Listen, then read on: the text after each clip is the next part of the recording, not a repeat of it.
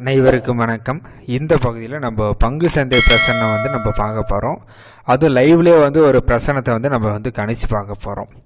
இன்றைக்கி ஷேர் மார்க்கெட்டில், அதுவும் பர்டிகுலராக நிஃப்டி மார்க்கெட்டில் நான் ட்ரேட் பண்ணால் எனக்கு லாபம் கிடைக்குமா அப்படின்ற பிரசனத்தை தான் நம்ம இன்றைக்கி பார்க்க போகிறோம்.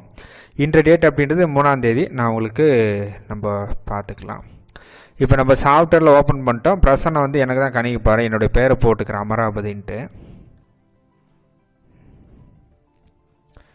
ஓகே, இப்போ கேள்வி என்ன அப்படின்னா, will I get profit in Nifty market today? இதான் கொஸ்டின்னு. இதை நான் போட்டு இப்போ நம்ம இறையரில் குருவரில் பிரார்த்தனை பண்ணிவிட்டு இன்றைக்கி நிஃப்டி மார்க்கெட்டில் ட்ரேட் பண்ணால் எனக்கு லாபம் கிடைக்குமா அப்படின்றத நம்ம ஒரு ரேண்டம் நம்பர் போட்டு பார்க்கலாம். நம்பர் 120 அப்படின்றது இதுக்கான ஃபோரர் நம்பராக இருக்குதுங்க. இப்போ 120க்கு என்ன பிரசன்ன சார்ட் வருது என்னன்றதை பார்க்கலாம். எப்பவுமே லக்னத்துடைய உபநட்சத்திரம் கேள்வி சரியான்றதை சொல்லும். லக்னத்துடைய உபநட்சத்திரம் 2, 6, 11, 5, 8, 12 இந்த வீட்டில் குறிக்காட்டுச்சுன்னா அதுக்கான கேள்வி சரி அப்படின்றத நம்ம பார்க்கலாம்.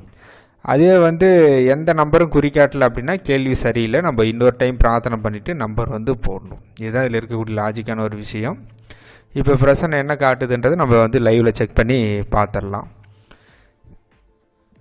ஓகே, நம்பர் 120க்கு லக்னம் கன்னி லக்னமாக விழுந்துருக்குது. லக்னத்துடைய உபநட்சத்திரம் சந்திரனாக இருக்குதுங்க. இப்போ லக்னத்துடைய உபநட்சத்திர சூரியன் லக்னத்துக்கு 12 கூடியவர். அப்போ 2, 6, 11, 5, 8, 12 இந்த இடத்துல 12ஆவது வீடு வந்துருச்சு. அப்போ கேட்டு கேள்வி சரி. ஓகே, கேள்வி சரின்னு வந்துருச்சு. இப்போ பதில் பார்க்க போகலாம் அப்படின்ற போது பதில் அப்படின்றது நமக்கு இந்த சூரியன் விழுந்திருக்கக்கூடிய நட்சத்திரம் புதன் தான் பதில் சொல்லும். அப்போ சூரியன் விழுந்திருக்கக்கூடிய நட்சத்திரம் புதன் நமக்கு லக்னத்துக்கும் 10க்கும் உடையவர். அவர் டெபாசிட் ஆகிருக்கிறது 2ஆம் பாவத்துலைங்க. சரிங்களா?